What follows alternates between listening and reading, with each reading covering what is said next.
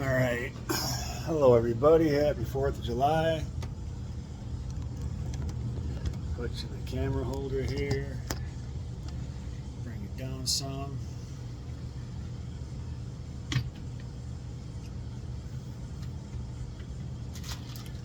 This is my new coax for the house. It's got two 7/16 connectors on it. One here, one there. D1 RF supply did this for me. I even got a female connector for my bird meter, so I connect it to my silver bird meter. Perfect.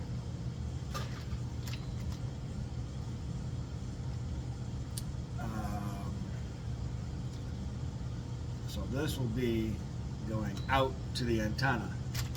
Now I have another adapter here that's got, that I had him do for me. It's another female 7/16 gone to a PL259 male, double male, that I can use to use an MFJ or whatever else I feel like hooking up to it. I got another piece of equipment that I can use, but I got to use a double female connector to do that because, actually no, I take that back. Oh, he put this on with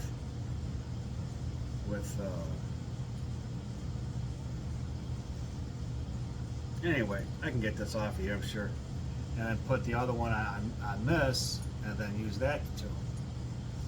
With the when you put new coax on a base antenna, you gotta retune the antenna.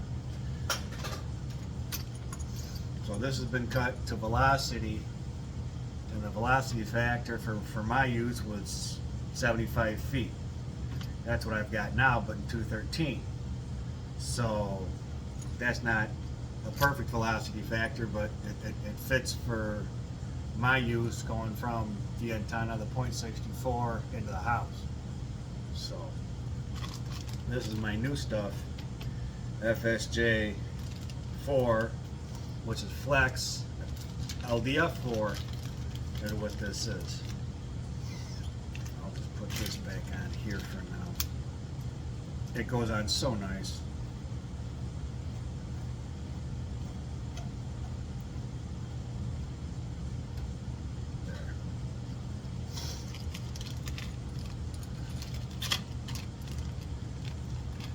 This is the good stuff. This is. I used to work for Andrew Corporation eons ago, back in the day in Orland Park, Illinois. Used to be the headquarters for Andrew Corporation years ago. So I know what this stuff is, and it's this is what you call a half-inch hardline. So. You asked for years, you get a half-inch hardline? Nope, I run it. But now, when I've got the heat shrink put on the connectors, so it would have been weatherproof without it, but just for a little bit additional, yeah, it can hurt nothing. So that's okay. I'm happy. I got the stuff. I'm happy with. I got it, this stuff was on sale when I got it, so that's why I got it. I got on a sale special deal, and I'm like, you know what? Yeah, get it. So I got some. So then I can use all the way up to, I think, 20K. But this will handle, I think, 6,000 or 7,000 watts average, easy. Or max, I think. So that's good enough for a 3,000 or a 64 pill or whatever. So if I gotta go bigger than this coax, I gotta go with no connector at the antenna, and then I can do unlimited power at the antenna. But for a 7/16, this is the max you can do, at least that I'm aware of. that 217 that I got that's double shielded, it's good for what it is, but I need better shielded stuff, and this is below the coating of this coax is a solid copper shield, and between the solid copper shield and the conductor is how the wave transmits inside the coax. It's pretty neat. If you can see what's in my head, it's really cool. Maybe have to put it on paper and show you one of these days. But yep. So that's 75 feet.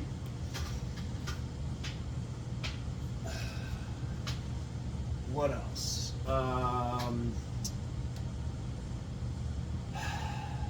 Still waiting on. I'm still trying to figure out how to do something for the voltage side of the Suburban. I don't know if I'm going to do the old school 6-volt Trojans or if I'm going to do something different.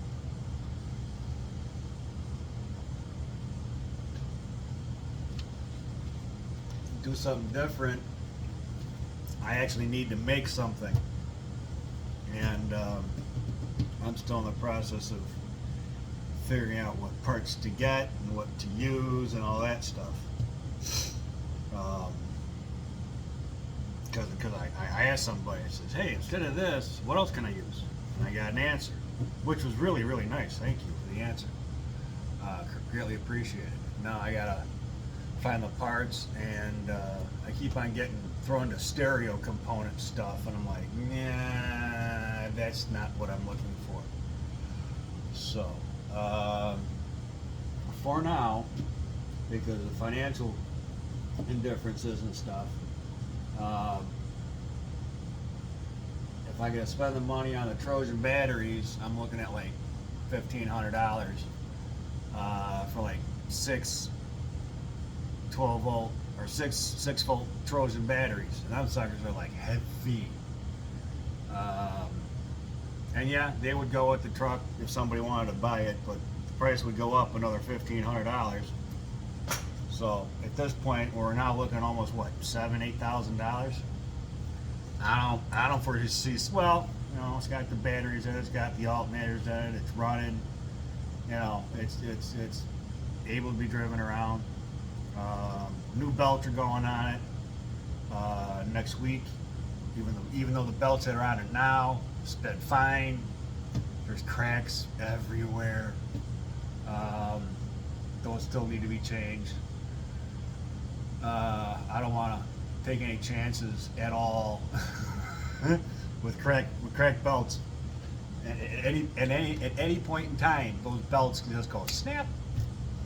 Especially when you start turning on alternators, putting under a load, that belt will snap. I haven't done that quite yet, but I will. It's a process. You know, you gotta check this, you gotta check that, checking the wiring, one wire at a time right now. It's nuts.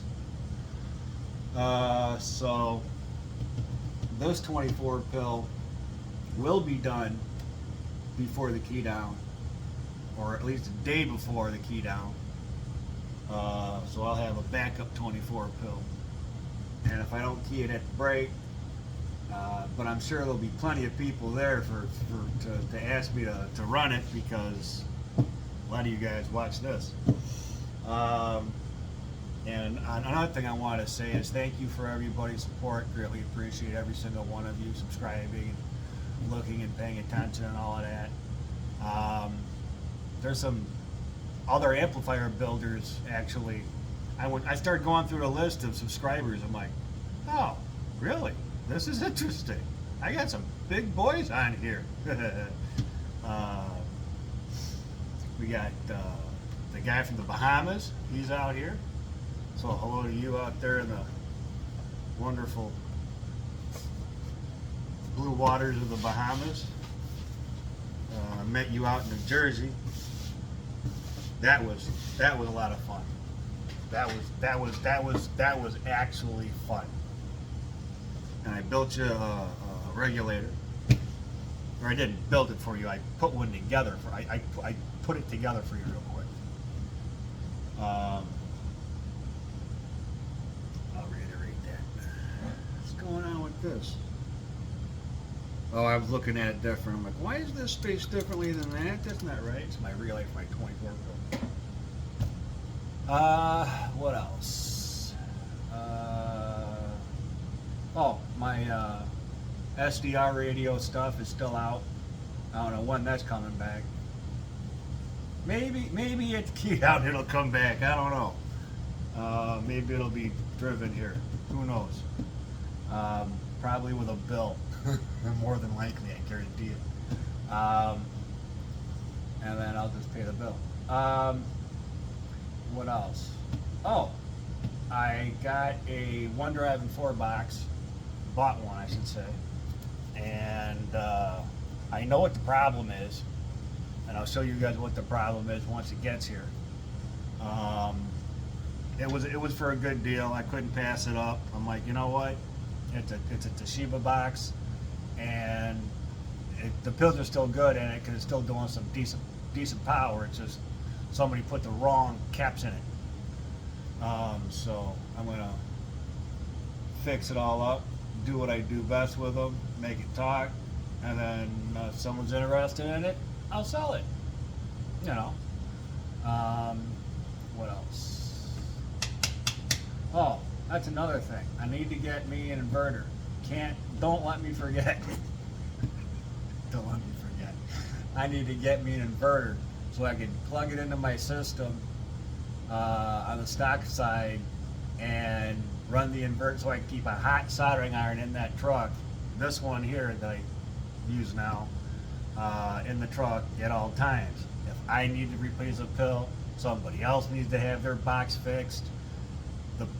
My Suburban will be open for me to just jump back there and do it. The back gate don't open, okay. Otherwise it'll fall off the truck. It's only attached. I don't have the barn doors on my truck, right?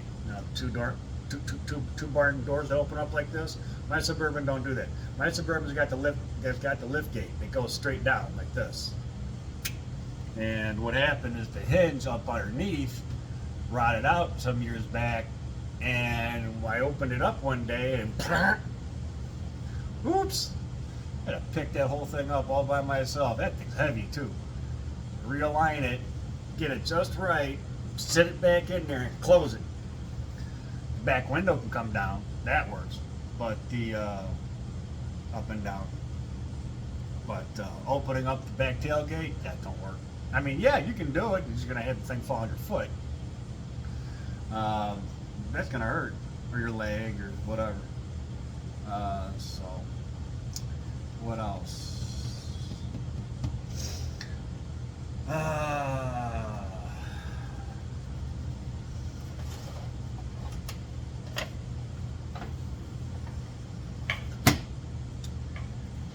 would hit.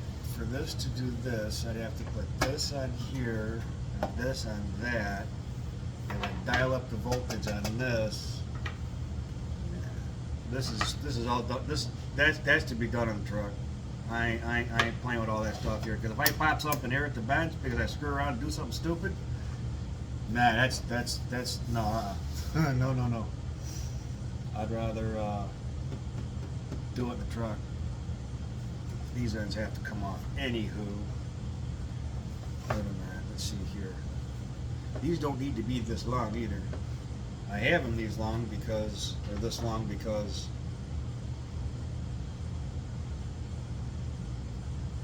I was using this for a test driver. They're like a 2 driving 8, something like that. A driver to drive an 8 or something.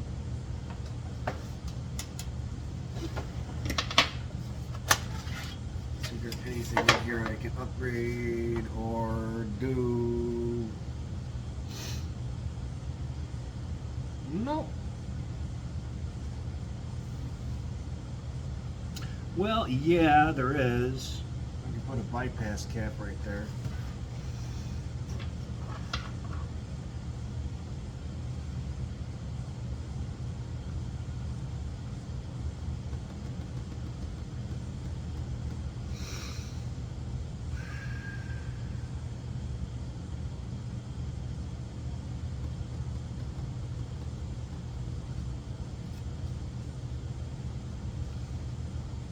These are my old transformers that I made years ago. These aren't somebody else bought from. I made those. I still got brass boards, and if I had to, cores. I got the press. I got everything to still make input and output transformers for these, no problem. I got the brass. I got some. I got more 43 core than I do 61s. Actually, I take that back. Nope. I got more 43 core than I do 61s. So when I have to redo the 61 cores, it'll probably have to be done on a smaller size per piece. Which, I don't know. I gotta find out. The right now pricing on cores is insane. Ferrite cores. So I might have to make a phone call and buy from somebody else. I don't know. All depends on what kind of deal I can get, because right now they're just stupid expensive. Last time I bought cores, just ferrite cores themselves, the half-inch by half-inch ones, I bought like 5,000-10,000 of them, and I'm almost out. I mean, it took a long time to go through them, but I went through them. Let's see what the bypass tuning is on this. Come on. This is my double female connector that I use sometimes. Stuff. I betcha.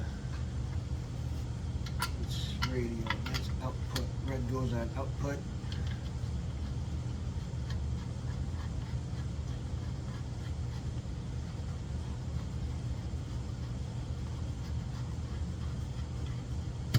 I can't show you all my things that I use to test stuff.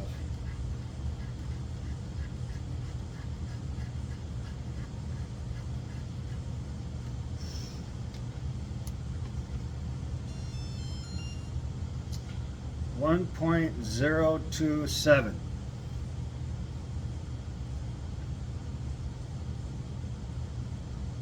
Put my finger on it.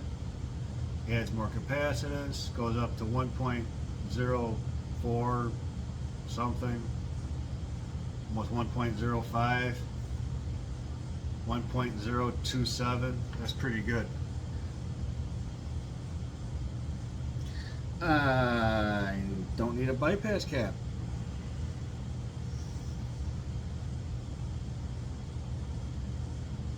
That's damn near flawless. Okay, well, that got figured out.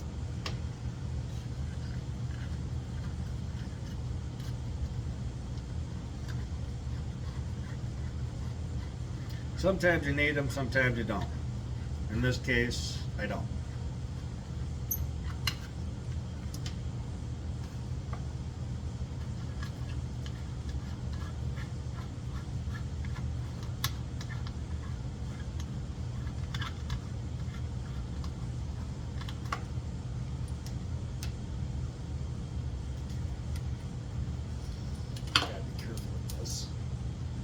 Don't want the cable to snap again. One of the cables snapped once before, but I was just lucky to be in the right spot and be like, can I get this fixed, please?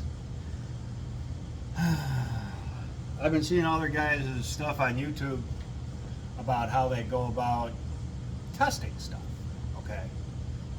They're not going to show you what voltage they're on. They're not going to show you, they're doing like 50, 55 watt peak radios.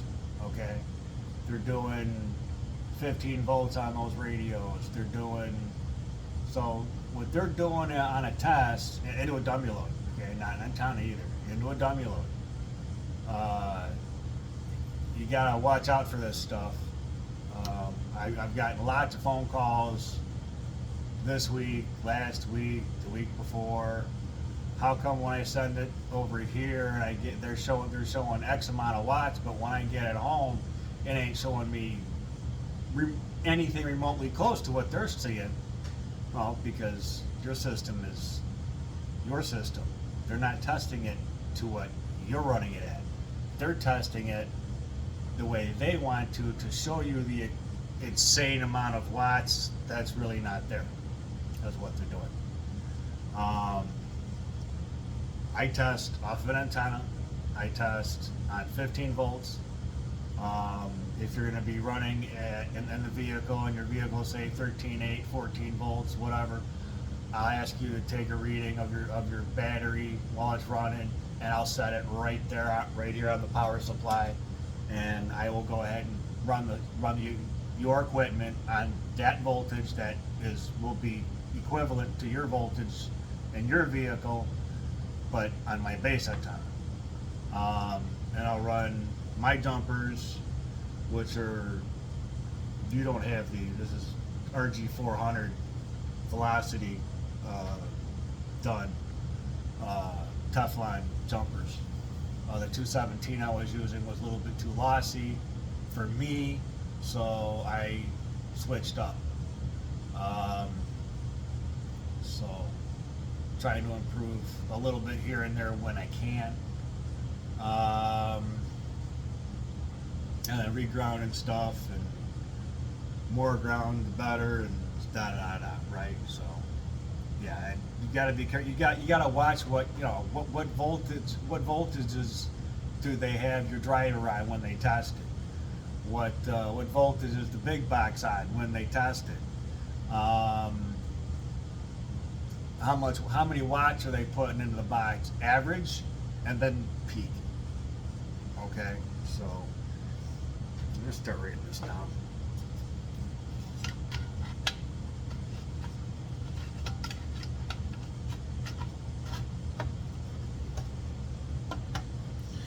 Not wrong with this. This is perfectly fine. What the hell?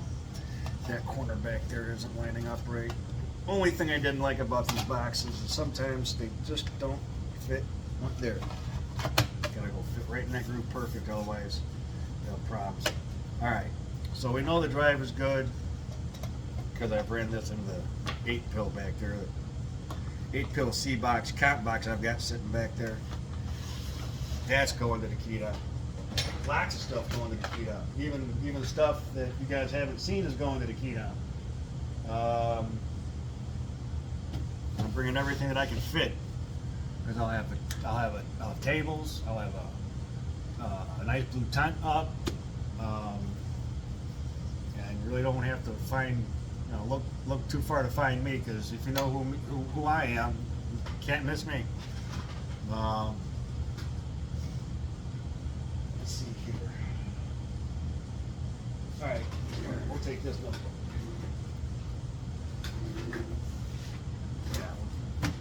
There.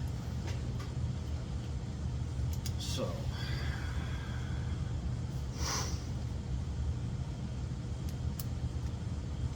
There.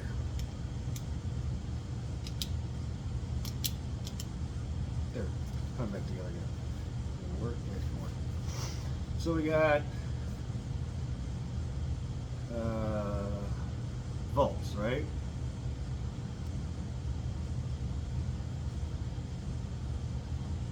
On driver. If it's externally driven. 2 volts on big box.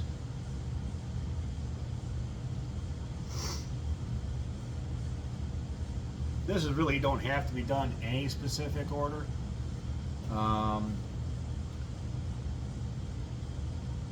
Volts on radio.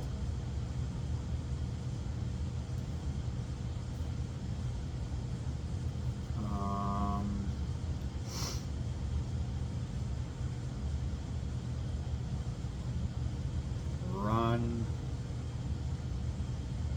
/ test antenna. Everyone's sitting there telling me, oh, you gotta use a dummy load. Well, yeah, that's exactly 50 ohms, you're right. And it's a dummy load, so you're gonna see perfect, all this and that. The imperfections that you see on an antenna, but I like running stuff on the antenna. It's more real world. Customers like it more. And I get a lot of compliments like, wow, really? You run that stuff on the end? Yeah, I tested on the end. I don't have a big enough dummy load. I don't. I wish I did, but I don't. So I run it on the antenna. The antenna tunes out fine. I mean,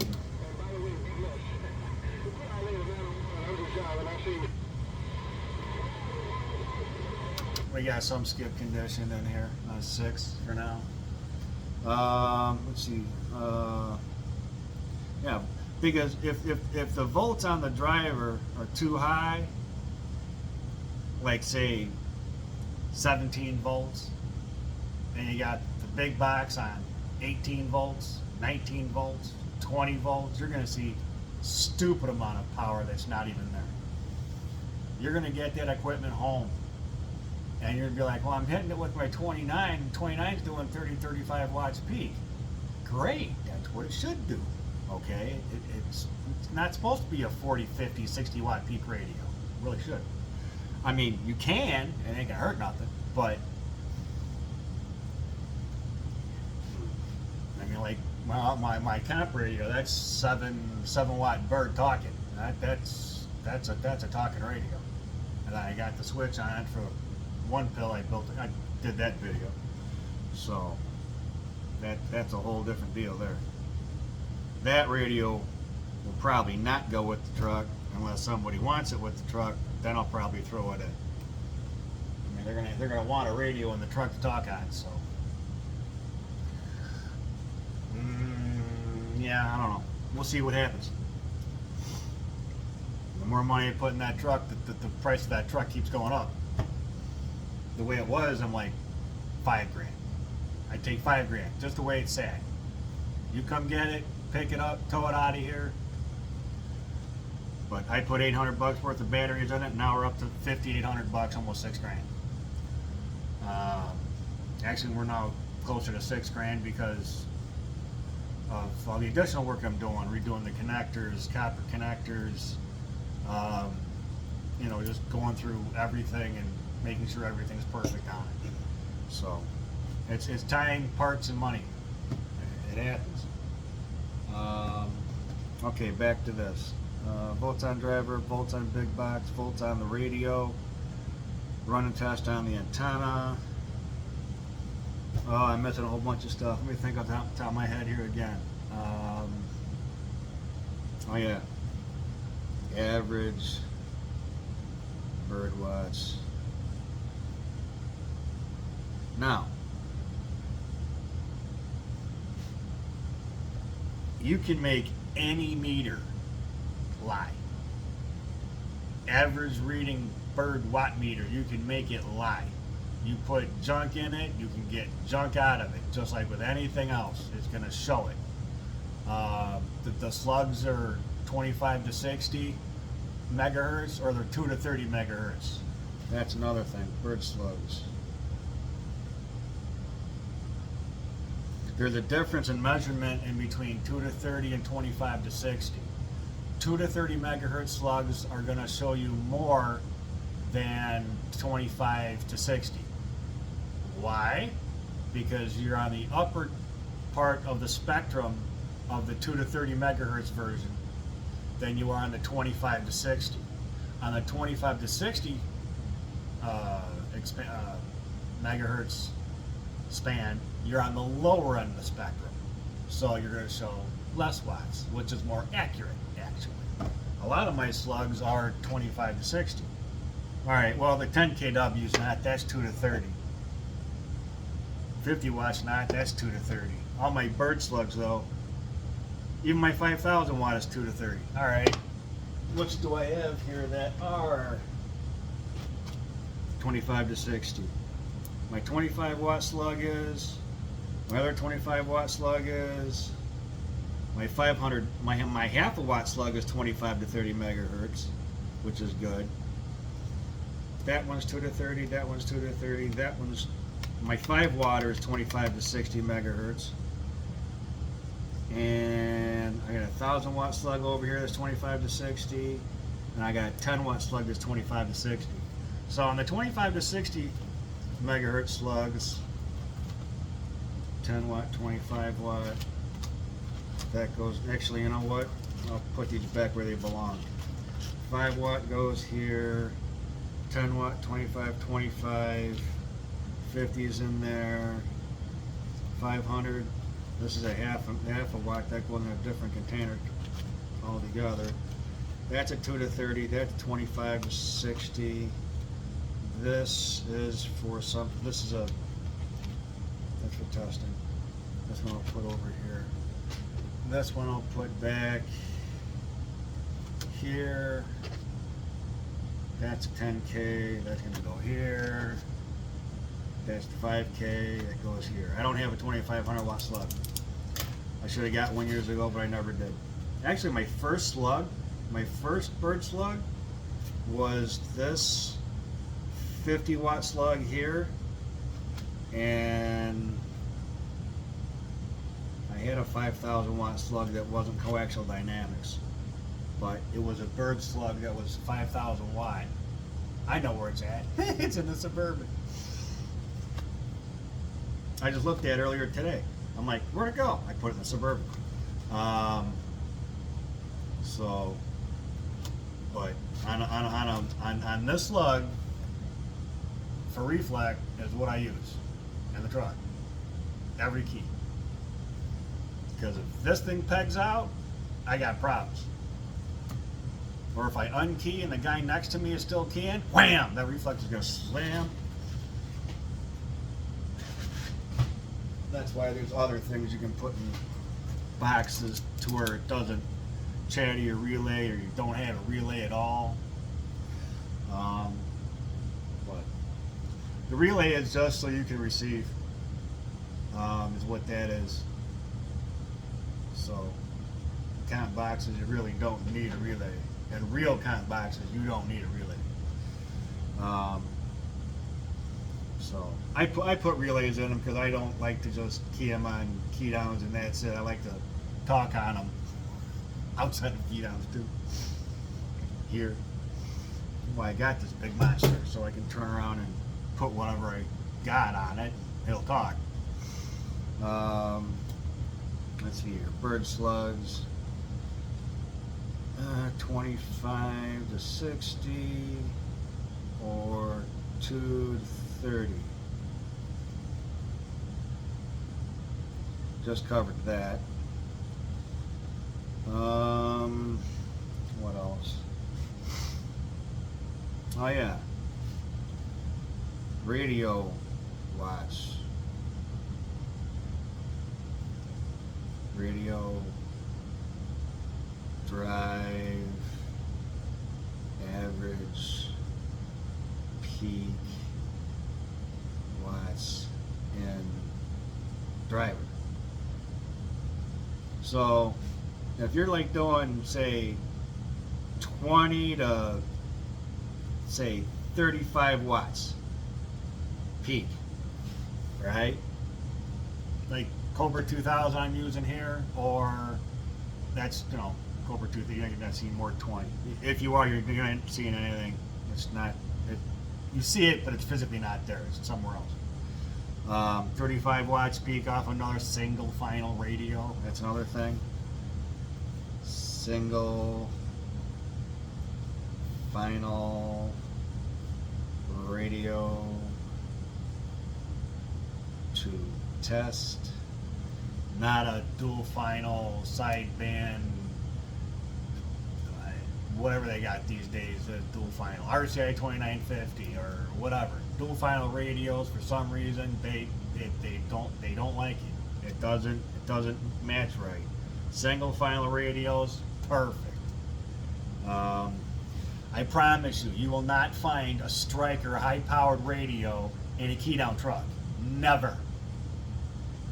Anybody, unless you're brand new and you don't know any better, and your friends are telling you on Facebook, yeah, run this, do that. No, they don't know what they're talking about. I've been doing key downs for years, since 2002. That's a while. And I can tell you that nobody Not a single person uses a dual final radio, striker high powered radio, nothing. They don't use them.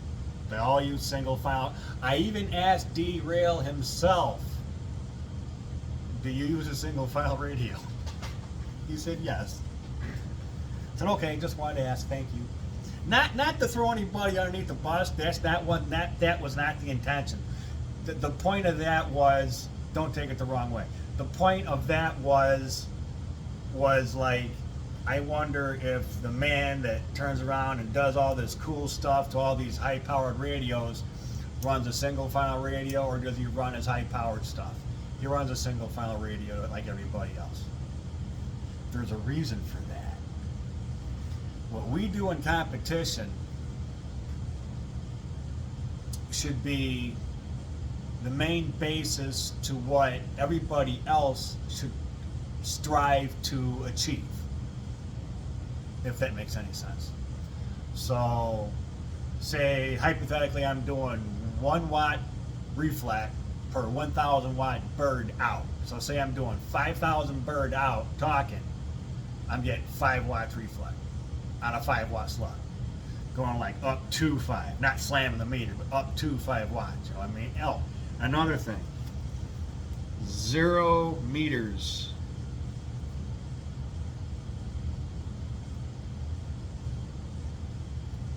I'll explain that to you right now. Hang on just a second.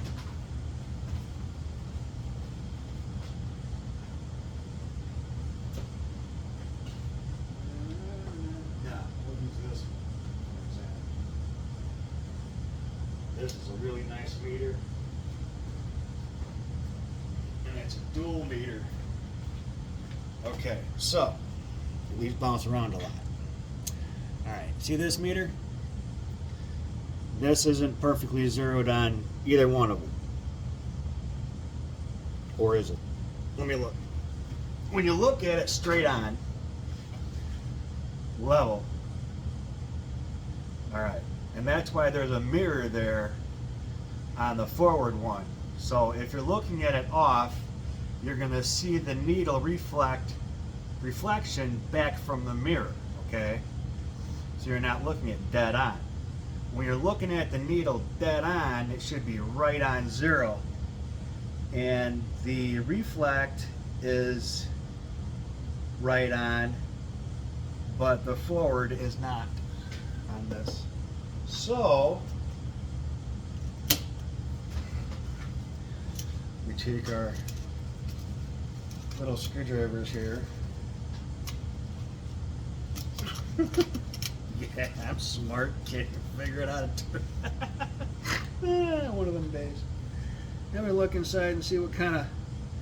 It's a flathead, okay, and it doesn't need this little tiny one, which is good. You always look before you start sticking stuff in there. And you zero. Uh-oh, wrong one. That one was for reflect. Alright, that's perfect now. That's what the screws are in here for. To zero the needles. Now, when the line for the needle is sitting right smack in the middle of the line for 0, not above, not below, but right on, that's where you want it to be. And everyone else's meter that I've seen, except for maybe 3 people, but I'm not going to mention who, but they don't do YouTube, they don't do Facebook. They do all this stuff. They're all part of the same place. Anywho, so look for that. Like on a bird, on a bird analog meter. I've seen now Bird has, or someone's been making digital meters that go inside bird meters. Now they're all digital. Okay, Is it cool? Yeah. But I want the analog version. But unless, you know, like say hypothetically Dave made, or DMNJ comes out with a digital meter again, I wouldn't put too much faith in that other digital stuff unless Bird actually came out with it. Because what's the calibration on it? You know, same thing with the 1 time, 2 times, 5 times switchy thingies that that people put in their Bird meters. Those have to be seriously calibrated with the right equipment in order for those to actually work properly. And I've only seen one person ever do that, ever. One, and that's D-Win RF Supply. He's the only one that I've ever actually seen do it. And not too many people, A, know how to do it, B, have the time and patience to do it, C, have the energy to do it. C, 1, B, C, or the A, B, C, I don't remember. But this time I'm sober, I ain't drinking. So now we have this, I don't know if I can, these wobble back and forth real easy. Let me see if I can get so good.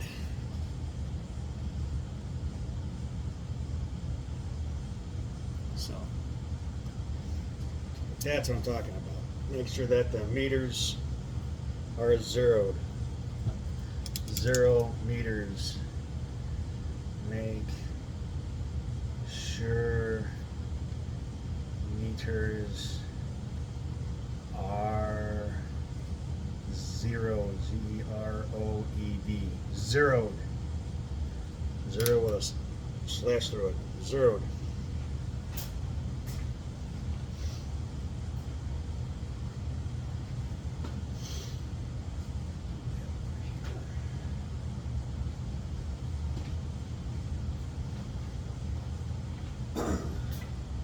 I was using that meter at one point in time to do an experiment on tuning inputs of boxes. All right, how much power we got going out, how much we got coming back using one meter. I'm like, you know what, that one. But now I get other equipment, I don't need that meter anymore, so I don't use it. I should put it back in its box. I still have it. Damn thing's virtually brand new. Got less than 3-4 hours on it, I think.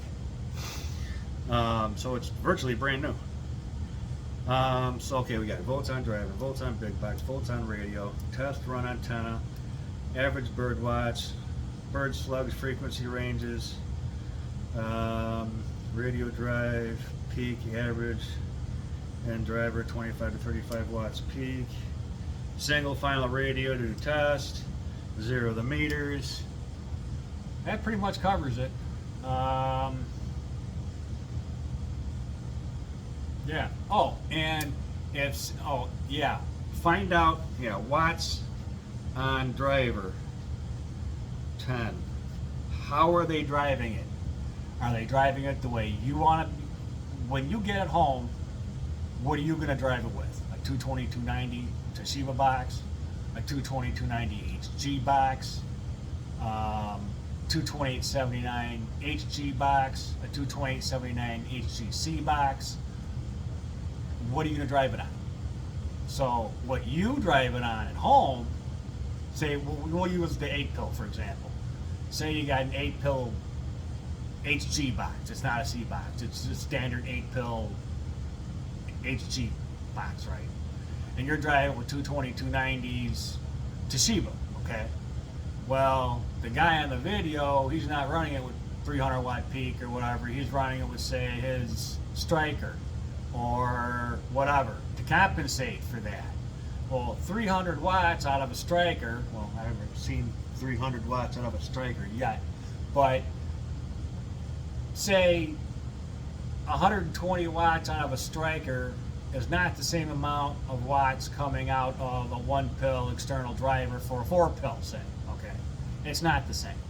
They load differently into the box. A lot of guys, oh no, mine works fine, it works fine for you. Great.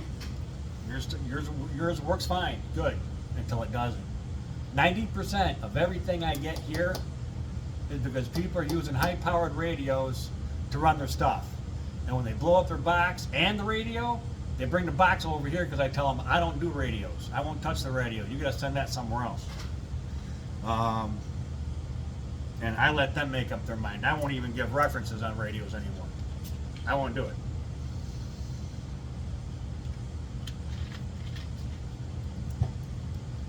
They can send it to derail.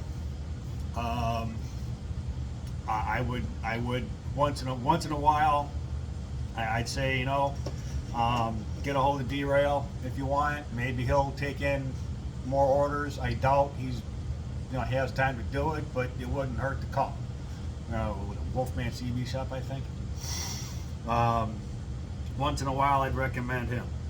But that would be like the very few people for a striker radio I'd ever recommend sending it to, ever. There's other people. There's a person out in California that I could recommend to. There's those are the only two off the top of my head. Oh, wait a minute. There's another one in Delaware that's really good with radios. I forget what they're called. R&R or the CNC. I don't remember. I got it written down here somewhere. So yeah, no, and yeah, it's just one of those things. I forget what number 10 was going to be now. That's why I have stuff written down. I have a laminated list of everything to do in the truck before I keep. Is the truck on? Is the radio set on proper channel? Is the radio on? You know, RF gain turned all the way up. All these stupid little things you'd think you'd just remember and it would just come to you. All that just disappears. You're just focused on just keying the mic and just where do I work? That's all you're focused on. Everything else, you can't do that. You gotta slow down, take your time. Remember what you wrote down to the club, what you're gonna say compared to what your mind thinks you're gonna say. Write that down too and look at it. And before you say yes, you're ready, go down your checklist, make sure everything is the way you want it. Check the coax on the boxes. Make sure they're plugged in and screwed in tight. Make sure everything is grounded properly before you get up to the line. Have the guys check your boxes before you get to the line. So say you're in 4-pill class and there's, say, hypothetically 10 people key in 4-pill class, right? Hypothetically. Open up your stuff, let them go in there and look at it before you get to the line. Okay? And then when you get to the line, you already know. And make sure that nobody starts going in their truck and, you know, all I do is I keep all my windows down, I just, whatever. All my coax you can see from the radio to the driver, from the driver to the big box, from the big box to the mount where my first element is driven, or my driver antenna is hooked up, the hot antenna, everything you can see. There's no headliner in my truck. You can trace every inch of coax where it goes. You can trace all the power wires where they go, from the alternators, under the truck. You can trace it all. You can't say that about hardly anybody else. But it used to be a big thing. Oh, you're cheating, you're cheating, you're cheating. Oh yeah? Check the truck. Lay down $500. Better yet, lay down $1,000. Go check out my truck. Nah, people wouldn't do it. And the people that would do it, they'd lose every time. Every single time, they'd lose. Because there's nothing in my system that was cheating. Oh, he's got an amp on the bottom of his radio. Yeah, so? Is that anywhere in the rules saying you can't have one? No. Did they start putting it in the rules to where you can't have one? Yeah, and a couple of breaks, they did. So I couldn't run that radio. I'd have to run a different radio. Okay, so I'd have I'd take my backup and put it in. Big deal. Is it going to change things? Yeah, a little bit. Is it going to change anything for how the amps are being run? Nah, because it was basically tuned the same as my other one. It just didn't have the 1 pill on it. That's all. Minute issues. What else? pretty much about it, really.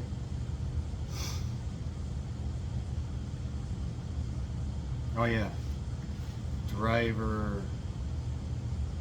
That's what I'm gonna put down for number 10. Driver kind / output. So what, like I said before, what kind of driver are they using in the video? Did they show you how many watts that they're driving the amplifier with before? Did they show the driver on the video? Oh yeah, that's another thing. Did they make an actual video of all this to prove to you what's going on? 11. Did they make a video? Question mark. Bet you they didn't. I always offer it. Always, always, always. If I have to, lately what I've been doing is I've been doing videos, but I haven't been loading them to a public platform. I do the videos and send them to the customer's phone.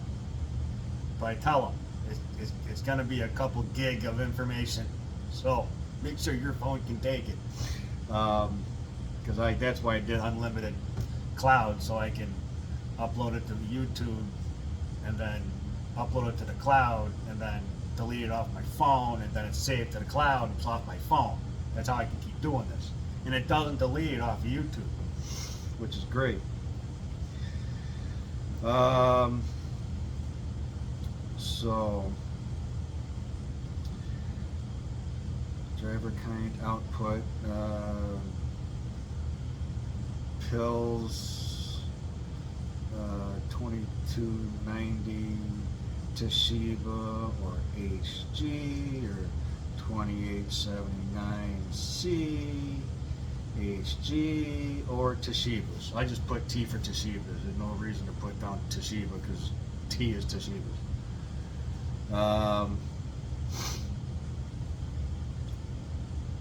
Yeah. Oh, and reflect. What are they showing for reflect watts? 12. Reflect watts / slug. What are they using for a slug on the reflect meter? Do they have a reflect meter hooked up? Is it the same kind as your output meter?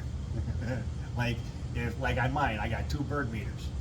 I got one for reflect, that's purely average, not peak, don't even have a peak function in it. And I got the other one on the left, that's the silver one that you guys all know about, that's got the peak kit in it, and I mainly use that for peak and average output. And I use the one on the right for reflect, and I use it for checking dead key of the radio as well, because that's another thing. What are you using? 4 watt dead key drive, 2 watt, 1 watt, 1.5 watt dead key drive, 3.5 watt dead key drive. What do you dead key your stuff at home compared to how do they test it at their shop? So what I'm trying to do is a comparison list of everything and how they do it compared to how you get it at your house. And it's totally different, I promise you. I tell you, this is 15 volts, or I've got this, I'll show you, this is on 15 volts. Another one is amperage draw.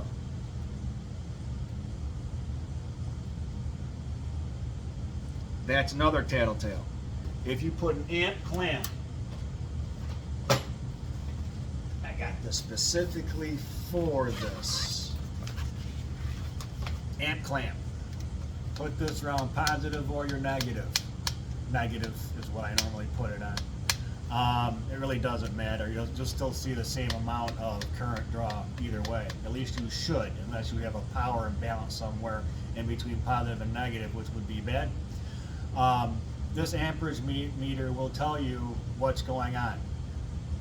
If you don't, I got an amp meter on the big Dave made 1200 amp plus power supply.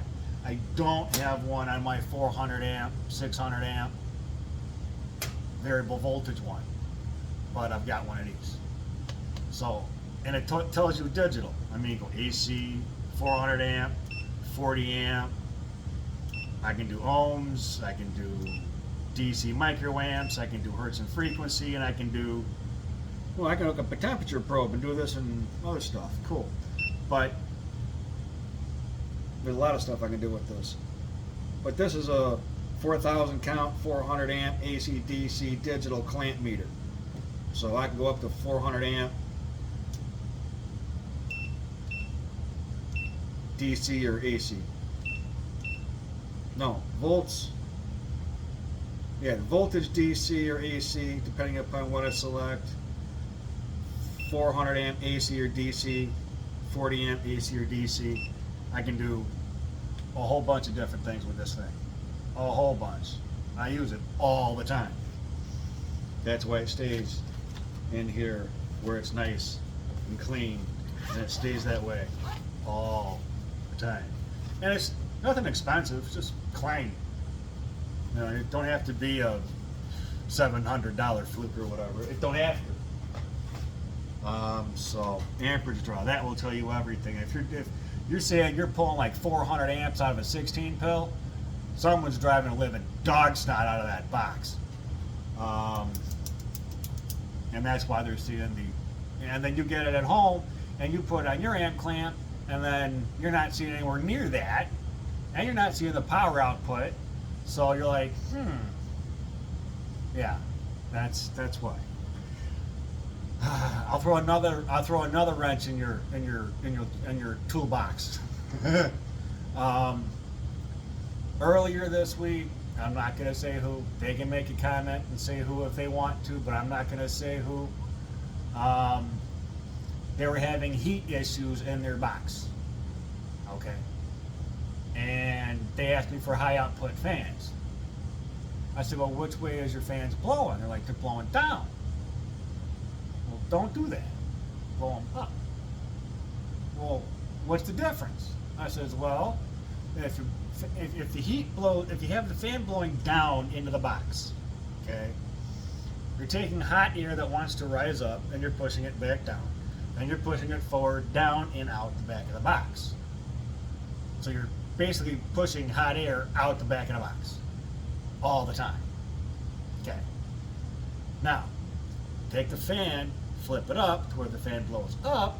Now you're pulling cool air, room temperature air in the box across the heat sink to cool it, bringing it up and taking the hot air that's right there at the pills right out. And he did it. He flipped the fan. And he got a hold of me the next day. Box doesn't run hot anymore. Not at all. Thank you very much. You're welcome. His other box, it's got 4 fans on it. It runs hot. I said, just take the fans and flip them. Just take them out, flip them, put them back in. It'll be fine. It'll run a lot cooler, I promise. And I don't know if he had the time to do it yet or not, but I'm sure when he does, he'll be very grateful and be like, it don't get hot anymore. That's why I can keep boxes for like forever, because I don't have them running down. I have all fans running out. Another thing I wanted to do I have time? What time is it? Is it getting dark? Yes, it is. All right. One more thing. And then I'll leave this up here until the next video.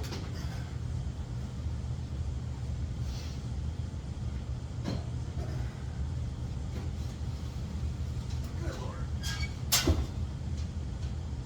All right.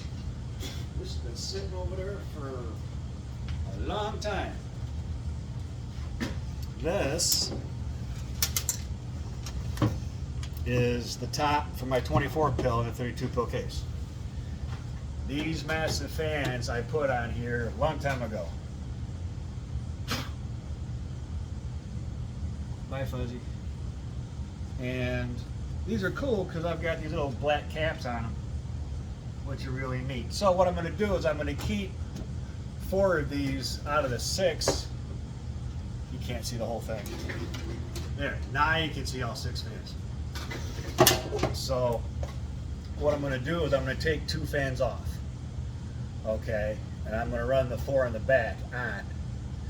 And these are real thick fans, And I see I have the arrows on these running down, which means I have to take them and flip them up. Because at the time, you know, you learn stuff, you know? You just learn stuff. So, I gotta take all these fans out anyway. I just gotta unscrew them. Up underneath is just wires, there's really nothing there. I thought I saw a spider, I was about ready to freak out on cam. So, alright, cool. Hate spiders. Can't stand the guys. So I don't even have the plugs clipped off of these yet. These fans are 1.4 amps a piece. These are high powered fans. So 2 of these fans are coming off, and these other 4 fans I'm going to keep. So the other 2 fans I'm going to sell or put on something else. Who knows? I might put one on a 4-pill or something like that and just have it blow like mad. So, I mean, I can take one of them off right now, actually.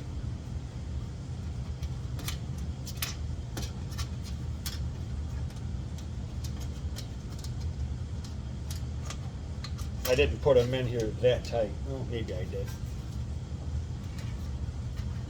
I didn't put lock washers on them either. I knew I would go back in here and fuck and mess with stuff anyway.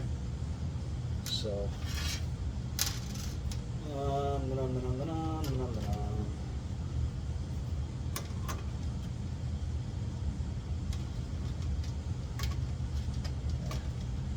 Not normally what you want to use ideally. Take a fan out, but you get the idea.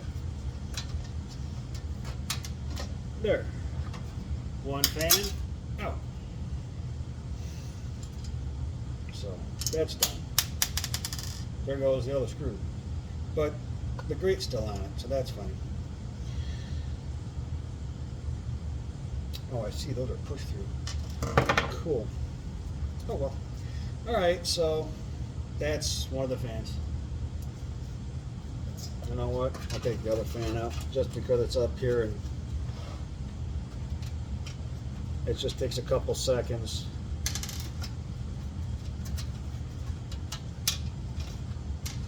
And then when I get the 2 fan covers that ICA has, I'll plug these 2 holes with those.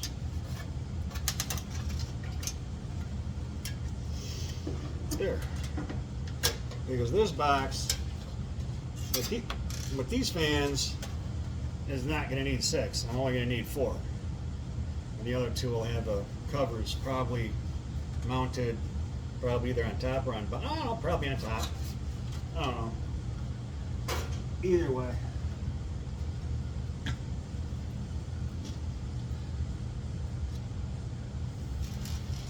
More hardware for me to put away.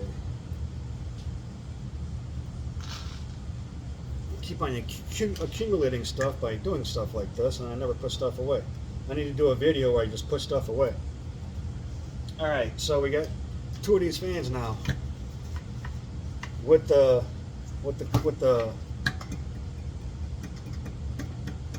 grates on them. So these are actually 2 different kind of fans. One's a NIDEC BTAV, and the other one is a DC brushless. It's a Delta fan. It's a high-powered Delta fan. So, yeah, because these were going to go zip tie here and then go in. So, yep. But when I flip them upside down, what I'll have to do is put them like this in their little grooves here. It won't be that hard because I'm just going to have the red and the black instead of all this other stuff hooked up. You know, I'm going to make an example. Click. Unwrap. All of this other stuff that don't need to be hooked up. Not the red and white, the red and black. Unless I lift the thing here, look inside and see which one's going solder to what.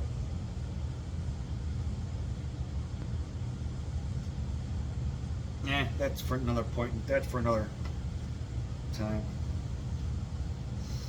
Who knows? One of these could be neutral or something like that or whatever. I don't know. But anyway, it'd only be like a white and a black going through it instead of 4 wires, which is harder to do. And why are they all wrapped like that? Better filtering, basically. Unwrap always.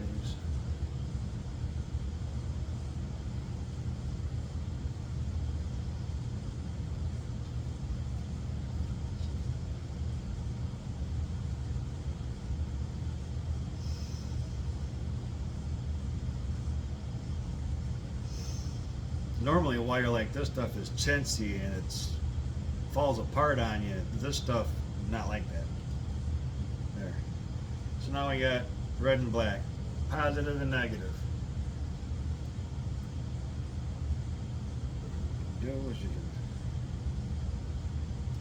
Well, I do it something different. I do something that's just done. So, see.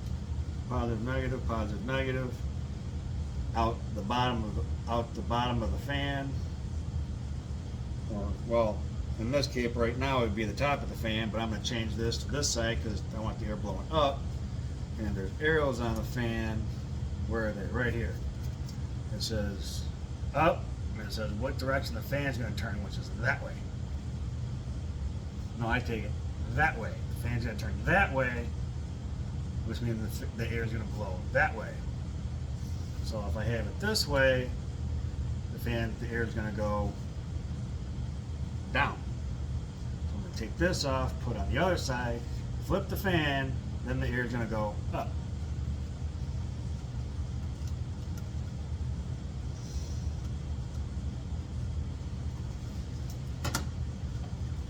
So,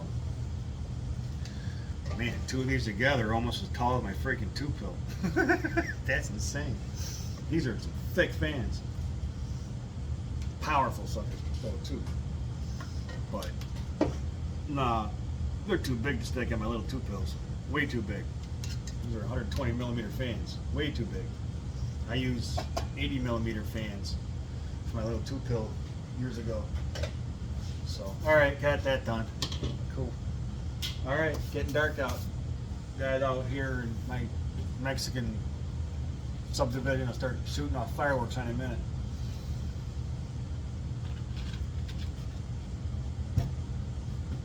It's going to take about probably 2 hours to load. Hour and 8 minutes, something like that. Yeah, maybe hour and a half, something like that, depending upon bandwidth and all that. So you guys have a happy 4th of July. Take care. Don't blow off your fingers. Be careful. Don't drink and shoot off fireworks. I know that firsthand. It's not a good idea. I've done that for years. I thought I was a professional at it. No, you're never a professional while you're drinking and throwing off firecrackers. Never. It always ends up in somebody getting hurt, firework going through somebody's window, car window. Never a good idea. At least that always happened to me. So you guys have fun. Be safe. Be mindful of others. Have fun. Enjoy. Take care. Hit subscribe. And thank you for watching. Have a good 4th of July, everybody. Bye.